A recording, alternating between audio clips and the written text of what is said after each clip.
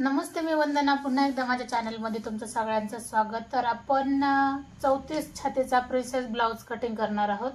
तर व्हिडिओ पूर्ण बघा आणि व्हिडिओ आवडला तर नक्कीच लाईक, शेअर आणि सबस्क्राइब करायला अजिबात विसरू नका। तर सगळ्यात अगोदर आपण घेणार आहोत उंची। तर उंची घेणार आपली 15 इंच, शिवून होतोय 14 इंचाचा। आपण एक लाईन आखून घेऊ लगेच। तुम्हाला जर उंचीमध्ये कमी जास्त करायचं असेल तर नक्कीच तुम्ही करू शकता। तो शोल्डर घेणार मी 34 छातीला 5.5 इंच, 5 इंच घेतलं तरी पण चालते आणि मोंड्यासाठी पण घेणार मी 5.5 इंच। आपण हा पाठीचा भाग कट करणार आहोत। 34 चा आपल्याला चौथा भाग काढायचा आहे। तर तो कशा पद्धतीने काढायचा आहे, असा जरी काढला तरी चालते। 8.5 इंच येतो, 8.5 ची घडी पडती। 8.5 मध्ये आपण कंपल्सरी 2 इंच शिलाई मार्जिन आपल्याला ही ठेवावीच लागते। कमी जास्त जर काही झालं तर उसवायला अगदी सोपं पडतं। तर आपण नॉर्मल बाहेर म्हणजे आपण इकडे येणार आहोत, अर्धा इंचापेक्षा पण आपण जास्त आतमध्ये आले आणि इथपासून आपल्याला 1.5 इंच एक मार्क करायचा आहे आणि आपल्याला आकार देऊन घ्यायचा आहे। हा आकार झाला आपला मोंड्यासाठी। आता घडी आपली इथपासून जेवढी येते, समजा 10.5 ची घडी येते तर खाली आपण 10 इंच घेतलं तरी पण चालते आणि आपल्याला एक लाईन आखून घ्यायची। किंवा कमरेचा चौथा भाग किंवा असं जरी केलं, कमरेचा चौथा भाग अधिक त्याच्यामध्ये 2.5 इंच, 1 इंच आपला टक्ससाठी जातो आणि 1.5 इंच शिलाई मार्जिनसाठी जातं। तरी पण आपल्याला व्यवस्थित कमरेची साईज आपल्याला काढता येते आणि गळा टाकायचा आपल्याला 2.5 इंच। आता हा पाठीमागचा गळा आहे तर मी गळा 10 इंच घेते। आता वरती मी 2.5 इंच घेतले तर खाली मी 3.5 इंच घेते, कारण आपल्याला थोडासा ब्रॉड गळा लागतोय। एखाद्याला जर आवडत असेल ब्रॉड गळा तरच द्या, नाहीतर जेवढं वरती 2.5 घेतलं खाली 2.5 घेतलं तरी पण चालते। पण असा गळा घेतल्याने आकर्षित गळा दिसतो, व्यवस्थित वाटतो आणि फिटिंगला कुठेही काहीच प्रॉब्लेम येत नाही किंवा गळा वगैरे उतरण्याचा काहीच प्रॉब्लेम येत नाही। आपल्याला आहे तसेच पूर्ण कटिंग करून टाकायची। आता ज्यावेळेस आपण फ्रंट भाग काढणार आहोत तर त्याच्यामध्ये बदल कुठला करायचा आहे, फ्रंट भागामध्ये आपल्याला फक्त 1 इंच समोरच्या भागात आपल्याला जास्त घ्यायचे। बाकीचं पूर्ण जसं आपण अगोदर पाठीची कटिंग केली त्यानुसारच आपल्याला आहे तसंच ठेवून द्यायचे। आता याच्यामध्ये आपल्याला 1 इंच जास्त घ्यायचे।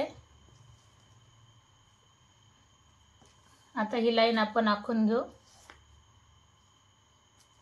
आता पूर्ण आपल्याला मार्क करून घ्यायचे।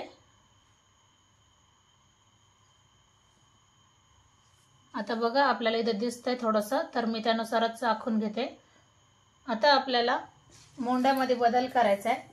आपल्याला पाठीमागच्या मोंड्यासाठी आपण 1.5 इंचावर खून केलेली आणि आपण आकार दिला। आता समोरच्या याच्यामध्ये आपल्याला 1 इंचावर आकार देऊन घ्यायचा आहे। हा 1 इंचावर झाला, पाठीमागचा 1.5 इंचावर आलेला। तर आता आपल्याला समोरचा गळा घ्यायचा आहे 6.5 इंचाचा। मला जेवढं दिसतंय मी तेवढं आखून घेतले।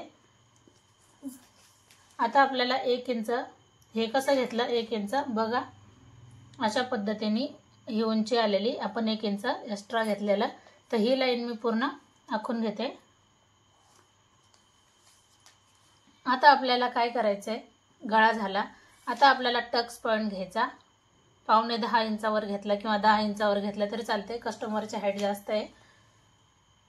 असं माप घ्यायचंय आपल्याला 4.5 इंच। 4.5 इंच घेतले मी, ह्या दोन्ही लाईन कव्हर केल्यात आणि वरच्या लाईनला मी जॉईंट केले। जो वरचा मी पॉइंट दिला त्याला मी जॉईंट केले। 2 इंचाचा आपण टक्स घेणार आहोत। हेवी चेस्ट असेल तर 2.5 चा टक्स घेतला तरी पण चालते। आता आपण आकार देऊन घ्यायचा आहे। आता 1 इंच आपण ही लाईन वरती घेतली तरी चालते आणि हा आकार याला असा जॉईंट करायचा आहे। अगदी सिंपल पद्धतीने आकार आपण जॉईंट केलाय। तर आता आपल्याला ज्या वेळेस शिवून काढतो तर हे माप आपल्याला 1 होऊन जातं। तर हा भाग आपल्याला पुढे भरून काढायचा आहे। तर 2 इंच मी इथे घेतले आणि अर्धा इंच मी बाहेर काढले। ही लाईन आपल्याला 1 करून घ्यायची। आता आपल्याला क्रॉसमध्ये इथपासून एवढं आपल्याला आखून घेणार, क्रॉसमध्ये आखून घ्यायचे। अशा पद्धतीने 34 साइज झाली ही। 34 साइज एकदम सिंपल पद्धतीने मी तुम्हाला कटिंग सांगते। तुम्ही कशाही पद्धतीची किंवा कुठल्याही साइजची कटिंग ह्या पद्धतीने जर केली तर परफेक्ट ब्लाउज हा एकदम व्यवस्थित असा बसून जाणार। काही आणि कुठेही काहीच अडचण येणार नाही। जेवढं तुम्ही कमेंट करता तेवढे तुम्हाला ब्लाउजची कटिंग किंवा स्टिचिंग व्हिडिओ नक्कीच पाहायला भेटतील। आणि कमेंट करा, कमेंट अशा करा का ज्याच्यावर तुम्हाला व्हिडिओ पाहायला आवडतील याच्यावर कमेंट करा, म्हणजे मी त्यानुसार व्हिडिओ टाकण्याचा नक्कीच प्रयत्न करेन किंवा बनवण्याचा नक्कीच प्रयत्न करेन। अशा पद्धतीने सगळं हा ब्लाउजची कटिंग जवळजवळ रेडी झाली। तर व्हिडिओ आवडला तर नक्कीच लाईक करा, शेअर करा आणि सबस्क्राईब करायला अजिबात विसरू नका।